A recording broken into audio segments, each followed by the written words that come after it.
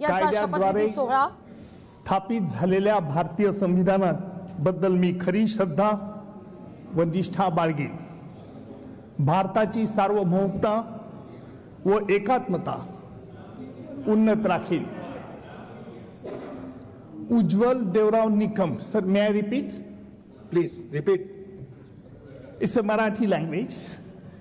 मी उज्ज्वल देवराव निकम राज्यसभेचा सदस्य म्हणून नामनिर्देशित झालो असल्याने ईश्वर साक्ष शपथ घेतो की कायद्याद्वारे स्थापित झालेल्या आहे अशा भारतीय संविधानाबद्दल मी खरी श्रद्धा व निष्ठा बाळगेन।